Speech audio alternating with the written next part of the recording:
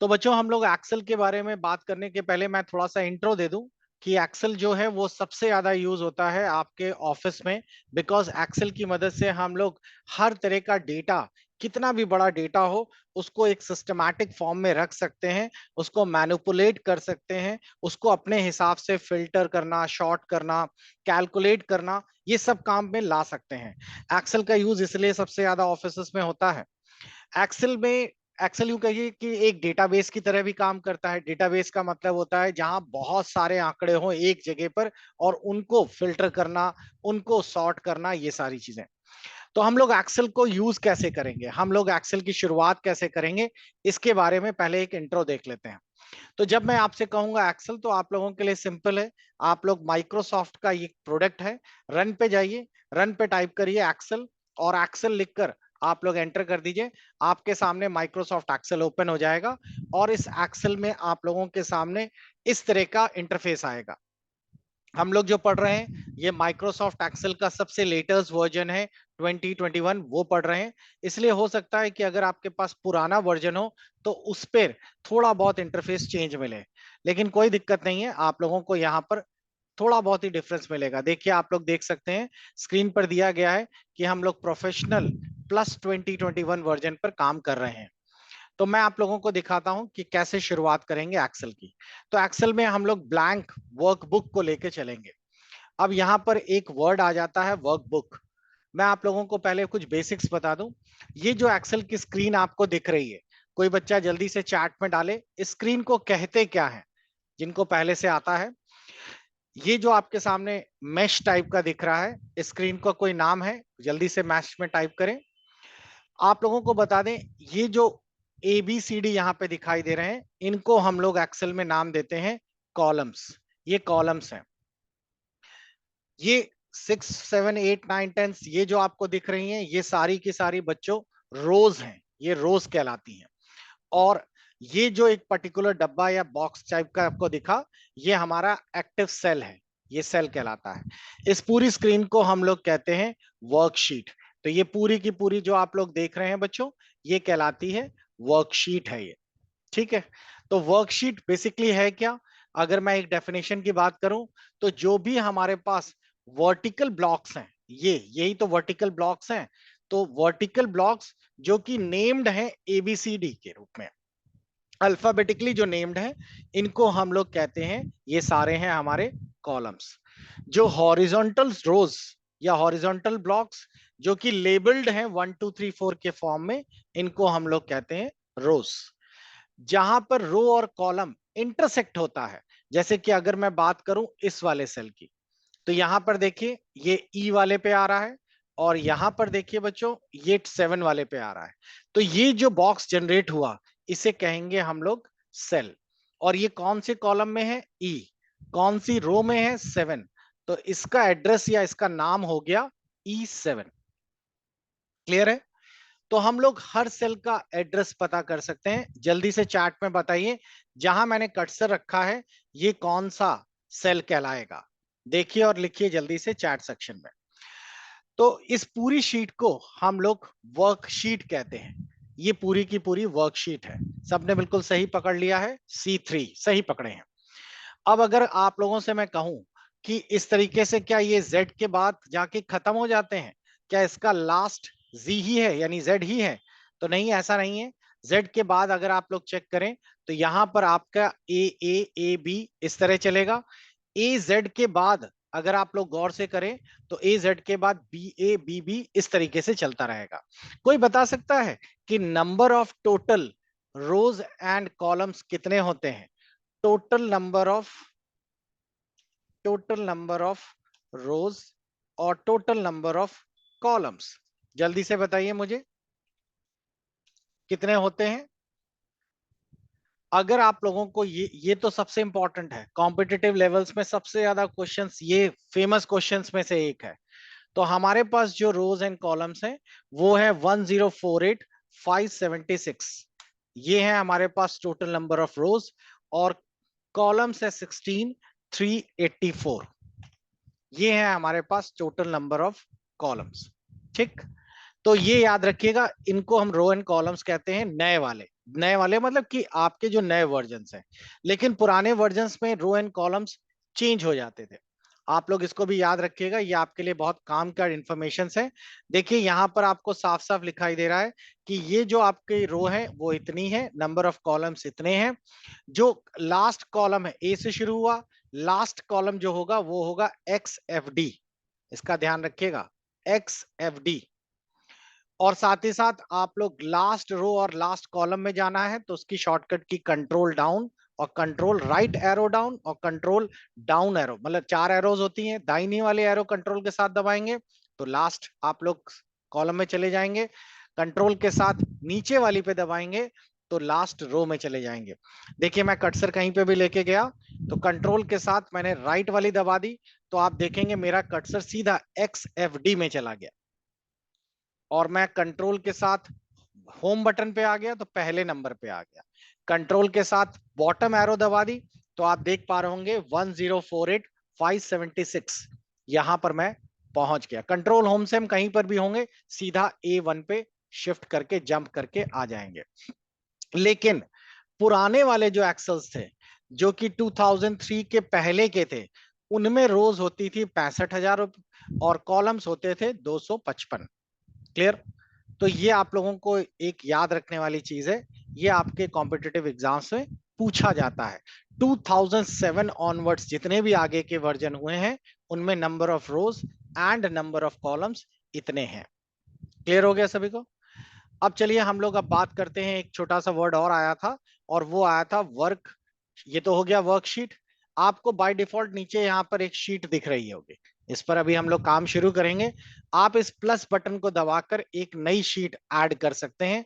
देखिए इस तरीके से, आप इस तरीके से आप जितनी चाहे उतनी वर्कशीट्स ऐड कर सकते हैं।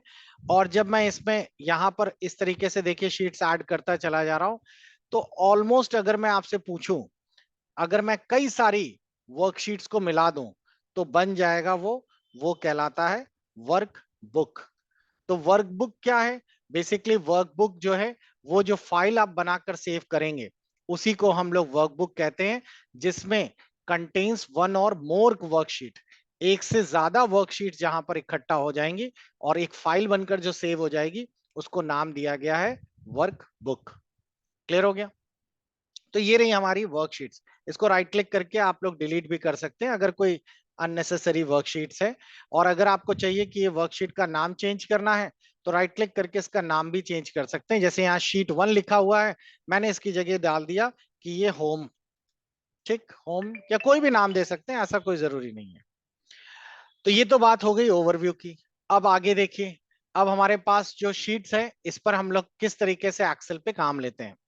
आप लोगों के लिए मैंने यहाँ पे शुरुआत में एक एग्जाम्पल के लिए मैंने यहाँ पे रोल नंबर लिख रखा है, बच्चे के नाम लिख रखे हैं, ये हेडिंग्स डाल रहा हूं और कुछ नॉर्मल टाइप कर दिया, मैथ इंग्लिश साइंस 3 सब्जेक्ट डाल दिए हैं और यहाँ टोटल एंड परसेंटेज डाल दिया है। ठीक है, ये तो हो गई हेडिंग्स। अब मैंने यहाँ पे 1 2 3 इस तरीके से मैंने रोल नंबर्स टाइप कर दिए हैं। अब इसमें एक प्रॉब्लम ये आ रही है कि मेरे को बहुत सारे रोल नंबर्स लिखने हैं, तो मैं बार बार ना लिखते हुए मैं एक्सेल की एक छोटा सा मेथड यूज करूंगा जिसे हम कहते हैं सीरीज फिल। सीरीज फिल का मतलब होता है कि कभी भी कोई चीज एक्सेल में बार बार एक जैसी सीरीज की आ रही है तो आपको बार बार लिखने की जरूरत नहीं है। आप इन दो को सिलेक्ट करिए, 1 और 2, और माउस को इस छोटे वाले बटन के ऊपर ले जाइए जिसे हम लोग कहते हैं ऑटो फिल, और पकड़कर ऐसे ड्रैग कर दीजिए। आप देखेंगे आगे की सीरीज ऑटोमेटिकली जनरेट हो गई। आसान है। ये सीरीज फिल बच्चों आगे आपको बहुत काम आने वाली है। जैसे फॉर एग्जांपल आपने लिख दिया संडे, और अब अगर आपने इसको पकड़ के नीचे ड्रैग कर दिया तो देखिए बाकी वीक्स अपने आप आ गए। अगर आपने यहाँ पे लिखा है जनवरी और मैंने यहाँ से पकड़ के ड्रैग कर दिया तो आप देखेंगे ये बाकी अपने आप आते चले जा रहे हैं। तो ये बड़ा इंटरेस्टिंग है। दूसरी चीज एक और, आप एक फिक्स इंटरवल चला दीजिए। जैसे मैंने यहाँ पे एक फिक्स इंटरवल चला दिया, मान लीजिए मैंने यहाँ लिखा 10 5 1, और अब अगर मैं इसको आगे करूंगा तो बताइए क्या होना चाहिए। आप नीचे चेक करते रहिए, देखिए 10 5 0 -5 सीरीज कैसे भी हो। आप डेट्स की सीरीज चला सकते हैं। जैसे मैं हर मंथ का 1 जनवरी 2023 लिख दिया, फिर मैंने लिख दिया 1 फरवरी कोई फिक्स डेट डाल दी, अब 2 को सिलेक्ट करिए, उसे इंटरवल पता चल जाएगा और ऐसे ट्रैक कर दीजिए। देखिए हर मंथ की वो डेट उतने इंटरवल के बाद अपने आप आ रही है। तो ये कहलाता है सीरीज फिल। अब मैंने यहां पर कोई भी नाम डाल दिए, आप ही में से उठा लेता हूं, अमित, अनामिका और अनन्या, अंजलि, आज लड़कियां ज्यादा हैं, आंसू और अभिक और अवि। लीजिए मैंने यहां पर डाल दिए। अब बच्चों देखिए क्या होगा, अब मैंने यहाँ पे कोई रैंडम नंबर्स भी लिख दिए इस तरीके से, कोई भी रैंडम नंबर्स मैंने डाल दिए ऐसे। अब पहली चीज मेरे को यहाँ टोटल निकालना है। टोटल वर्ड का मतलब होता है हमें यहाँ पर अब कैलकुलेशन करना है। एक्सेल जो है वो बेसिकली हमारे इसी काम के लिए फेमस है।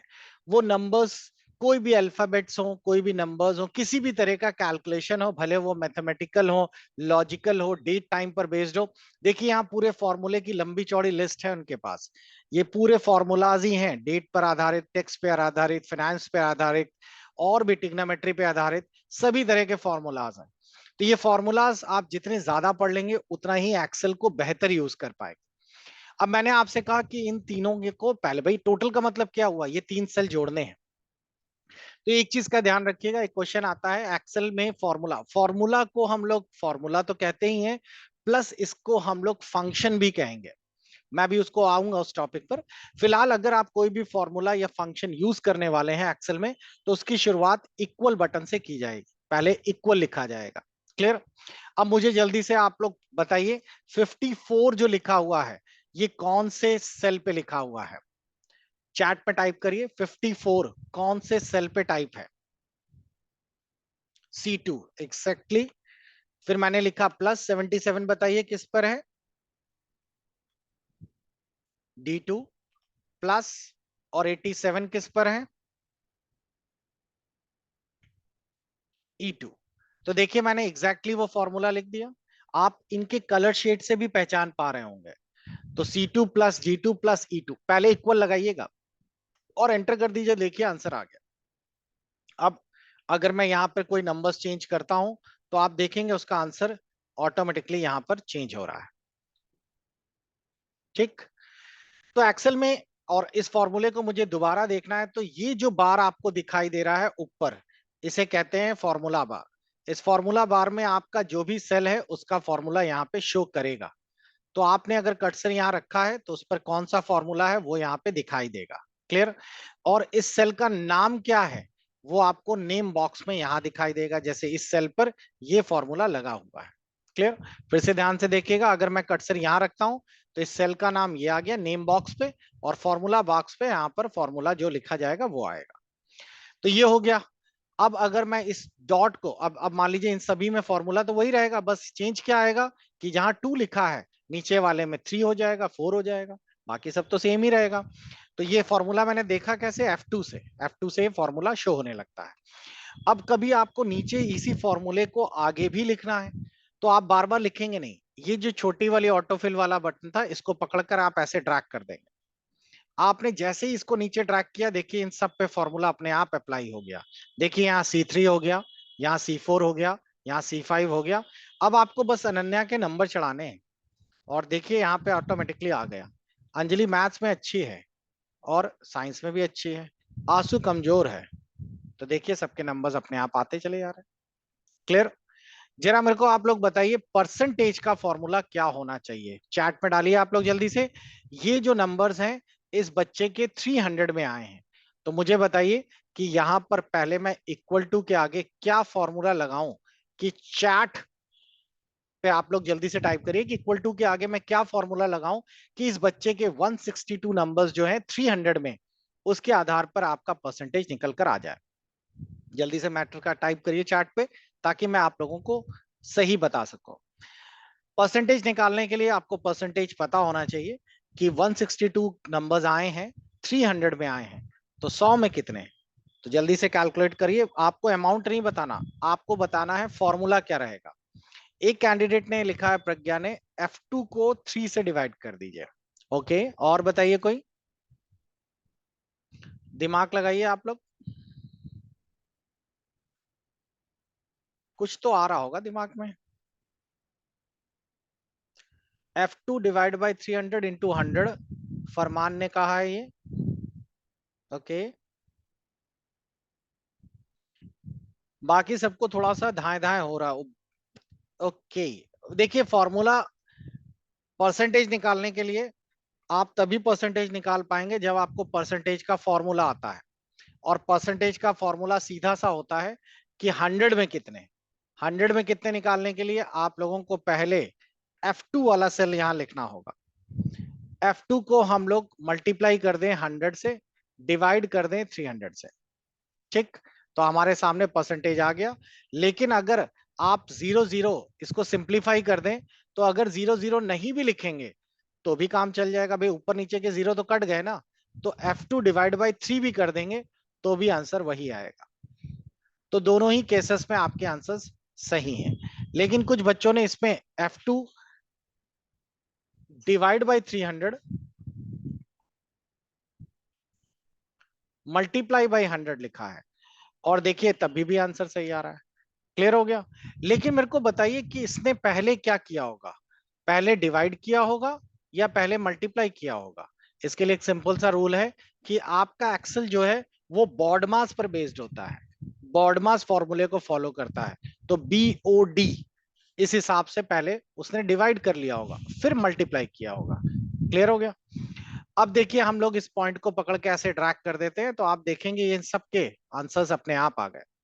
अब मैंने यहां पर किसी भी बच्चे के नंबर्स चढ़ाए, आप पाएंगे कि ऑटोमेटिकली सभी के नंबर्स अपने आप कैलकुलेट हो रहे हैं।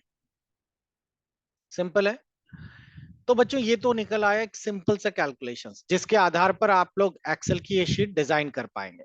लेकिन ये जो फॉर्मूलाज आप देख रहे हैं ये फॉर्मूलाज अभी तक तो ये काम कर रहा है क्योंकि 3 सब्जेक्ट्स थे। अब मैं सब्जेक्ट्स बढ़ाने जा रहा हूं। अब एक्सेल में कुछ नए हमें ऐड करना है यहाँ पर। अब प्रॉब्लम ये कि मैंने कहीं पे जगह ही नहीं छोड़ी। तो एक्सेल में एक सबसे अच्छी चीज ये होती है कि जहां पर भी आपको नया रो और कॉलम ऐड करनी है, बस उसी पे राइट क्लिक कर दीजिए। ये जो लेबल दिख रहा है F, यहीं पर मेरे को एक चाहिए, तो मैंने यहाँ पे राइट क्लिक कर दिया। मुझे यहाँ चाहिए तो यहाँ राइट क्लिक कर दिया। राइट क्लिक करते ही यहाँ पर एक ऑप्शन आ जाएगा इंसर्ट, और जैसे ही मैंने इंसर्ट किया आपने देखा ये खिसक कर आगे बढ़ गया और इसने एक नया कॉलम मेरे को यहाँ पे दे दिया है। और मैं अब इस नए कॉलम पर हिंदी भी लिख देता हूँ।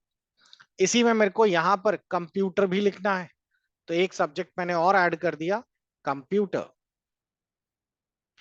और अगर मेरे को बीच में एक रो ऐड करनी थी तो यहाँ राइट क्लिक करके मैं इंसर्ट कर देता, तो देखिए यहाँ पर एक नई रो भी ऐड हो जाती। अगर आपको लगता है कि ये वांटेड नहीं है, जरूरत ही नहीं है, तो आप 6 के ऊपर राइट क्लिक करिए और आप लोग इसको यहां से डिलीट भी कर सकते हैं। तो आप देखेंगे जैसे राइट क्लिक करने से इंसर्ट होता है वैसे ही राइट क्लिक करने से डिलीट भी हो जाता है। अब मैं यहाँ पे कुछ नंबर्स चेंज कर रहा हूं, तो आप देखेंगे नंबर्स में कोई भी बदलाव नहीं हो रहा, बिकॉज हमारा फॉर्मूला तो ये लगा हुआ है। और आपने एक चीज और गौर की, फॉर्मूला भी चेंज हो गया क्योंकि ये सेल खिसक कर यहां से यहां आ गया। तो कहने का मतलब अगर आप कोई चीज डिलीट और इंसर्ट करते हैं तो फॉर्मूला आपको दोबारा नहीं लिखना पड़ता, वो अपने आप चेंज हो जाता है। लेकिन इस तरह फॉर्मूला लिखना गलत होता है। ये तो एक सिंपल सा फॉर्मूला है। एक्सेल में हर चीज के लिए फंक्शंस बने हुए हैं। फंक्शंस जिसे हम लोग फॉर्मूलाज मोटे मोटा कहते हैं। और फंक्शंस का मतलब है एक प्रकार के ऐसे फॉर्मूलाज जो इसमें पहले से इनबिल्ड है। इसकी शॉर्टकट की देखिए लिखा हुआ है Shift+F3। तो हम लोग अब ऐसे नहीं बनाएंगे। हम लोग क्या करेंगे कि इसके लिए कर्सर को यहां रखेंगे और पहले टाइप करेंगे इक्वल टू, और ये फंक्शन आपको याद करने पड़ेंगे। इक्वल टू लिखिए सम, और सम लिखने के बाद आप लोगों को करना क्या है, ब्रैकेट लगाना है। इस ब्रैकेट को हम लोग पैरेंथेसिस कहते हैं। और कहां से कहां तक के नंबर्स जोड़ने हैं वो टाइप कर दीजिए। तो हम लोगों ने लिखा C2 पहला सेल, रेशियो का साइन और आखिरी सेल, बस ब्रैकेट बंद कर दिया। अब अगर आप लोग देखें गौर से तो हम लोगों ने यहां पे देखा C2 रेशियो G2, पहला सेल कौन सा था, C2 था। लास्ट सेल कौन सा है, G2 है। बस आपको पहला और आखिरी ही लिखना है, ये ऑटोमेटिकली सब निकाल देगा। तो ये जो चीज लिखी गई है बच्चों इसे कहते हैं फंक्शन नेम है, ये फंक्शन का नाम है। और ये जो लिखा गया है इसे कहते हैं रेंज, ये रेंज है। तो C2 से G2 तक के पूरे आपको लिखने की जरूरत नहीं। आप तो ये शॉर्ट हो गया ना बच्चों, अगर मैंने यहाँ पे 100 नंबरों को जोड़ने के बोला तो बस पहला और आखिरी तो लिखना है। तो देखिए अपने आप आंसर आ गया। अब मैं यहाँ से कोई भी ट्रैक करूंगा और कोई भी नंबर्स यहाँ पे प्लस माइनस बढ़ाऊंगा तो आपको दिखेगा आंसर्स अपने आप चेंज हो रहा है। ठीक, अगर मेरे को ये कॉलम हटाना है तो वही चीज, राइट क्लिक करिए और डिलीट। देखेंगे ये राइट क्लिक करते डिलीट हो गया और ये ऑटोमेटिकली देखिए चेंज भी हो गया।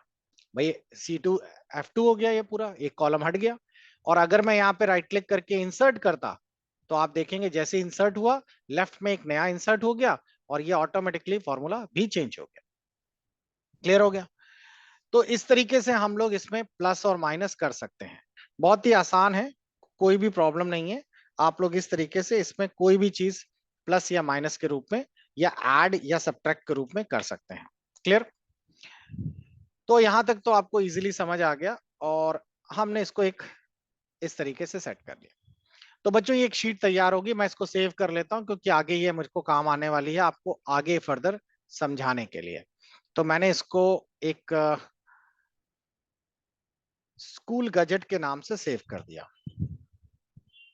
ठीक, ये फाइल हमारी टॉप सीक्रेट है, किसी को भी दिखानी नहीं है। तो आप टूल्स में जाइए और इसके अंदर जनरल ऑप्शन पे चले जाइए, सेव नहीं करना पहले। टूल्स के अंदर जब आप जनरल ऑप्शन पे जाएंगे तो वो बोलेगा पासवर्ड डालिए। आप यहाँ कोई पासवर्ड डालकर ओके कर देंगे तो आप लोगों की फाइल पासवर्ड के साथ सेव होगी। बिना पासवर्ड के कोई और आदमी आपकी फाइल नहीं खोल सकता।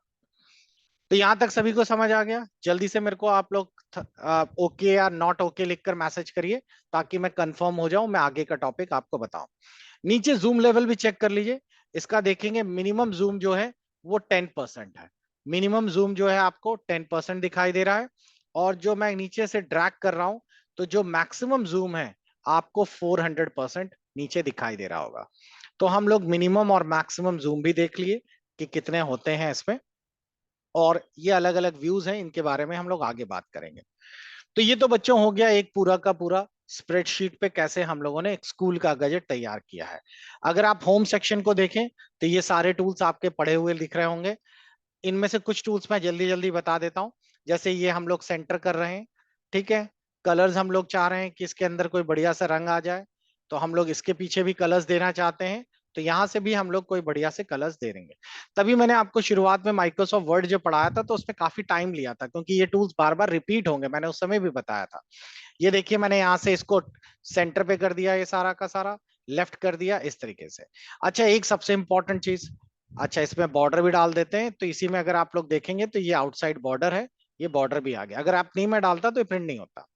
एक चीज आप याद रखिएगा, जब मैं कोई नंबर लिखता हूं तो बाय डिफॉल्ट अगर मैं कोई नंबर टाइप करता हूं और उसमें कोई फॉर्मेटिंग नहीं की है तो आप देखेंगे वो नंबर जो मैंने लिखा है वो ऑटोमेटिकली नंबर है तो राइट में चला जाएगा, और अगर टेक्स्ट है तो वो लेफ्ट में रहेगा। इसका ध्यान रखिएगा। बाय डिफॉल्ट एक्सेल में जो नंबर्स हैं वो राइट अलाइन रहते हैं और टेक्स्ट जो है वो लेफ्ट अलाइन रहते हैं। क्लियर हो गया सभी को? तो ये तो इजी हो गया आप लोगों के लिए। नेक्स्ट, अब अगर आप लोग देखें तो ये जो नंबर्स हम लोगों ने लिखे हैं, परसेंटेज लिख रखे हैं बच्चों, ये परसेंटेज जो है ये सही ढंग से नहीं आ रहा है। क्योंकि ये परसेंटेज जो है वो आप लोग देख पा रहे होंगे कि यहाँ पॉइंट्स के बाद कितने ज्यादा तक आ रहे हैं। तो उसके लिए हम लोग क्या करेंगे, यहाँ पर एक परसेंटेज वाला ऑप्शन है, इंक्रीज परसेंटेज और डिक्रीज परसेंटेज। तो आप लोग देख रहे होंगे कि मैंने एक सही परसेंटेज यहाँ तक लाके लगा दिया है।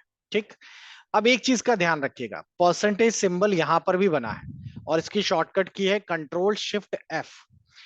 एक्सेल में आपको परसेंटेज सिंबल यूज नहीं करना होता है। अगर आप परसेंटेज सिंबल यूज कर लिए तो एक्सेल उसको 1/100 मानता है। तो या तो आप 1/100 ना करें तो परसेंटेज साइन लगा दें।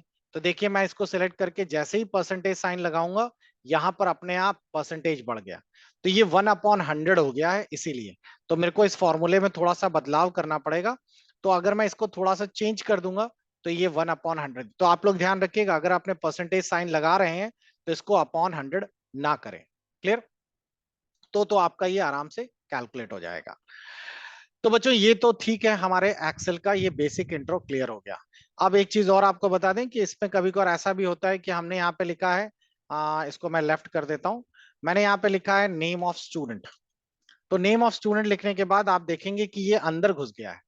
तो या तो हम लोग इसके बीच में जाकर कॉलम ऐसे बड़ा कर लें, और अगर आप नहीं बड़ा करना चाहते तो आपको यहाँ पे व्रैप टेक्स्ट ऑप्शन दिखेगा।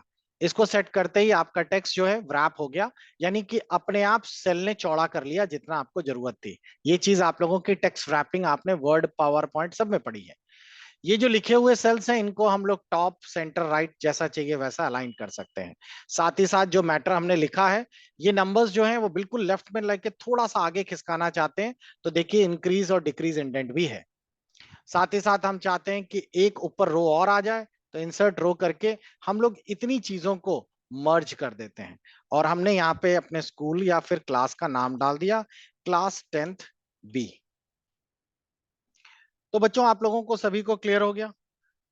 तो ये है हमारा एक्सेल का एक बेसिक इंट्रो, जो कि आप लोगों को शुरुआत में करना बहुत जरूरी है। इसके साथ साथ मैं आप सभी को सजेस्ट करूंगा कि जो एक्सेल के इंट्रोडक्टरी वीडियोस हैं जो आप लोगों को मैंने बताए हुए हैं, उनको जरूर फिनिश कर लीजिएगा, ताकि मैं जब अगली क्लास आप लोगों को बच्चों पढ़ाऊं तो उसमें आपको पहले से कुछ अच्छा खासा आता रहे। तो मैं आपको बताना चाहूंगा कि एक्सेल्स के बाकी के वीडियोस जो हैं वो आप लोगों को आपके कोर्स के अंदर, आप लोगों को जो बेसिक क्लासेस हैं, मैं आपको दिखा दूं वीडियो लेक्चर्स जो पहले के दिए हुए हैं, उसमें आप लोग चेक करेंगे स्प्रेडशीट, सबसे ज्यादा एक्सेल के वीडियोस होंगे। तो आप लोगों को अभी से मैं बता दूं, जो जब मैं कल क्लास लूंगा तो कल की क्लास में आपको फर्स्ट, सेकंड और थर्ड, ये तीन क्लासेस, फर्स्ट वाली तो मैंने अभी पूरी पढ़ा दी, सेकंड और थर्ड पूरी करके रखिएगा ताकि आपको फॉर्मूलाज अच्छे से क्लियर हो जाए। तो this much is for today.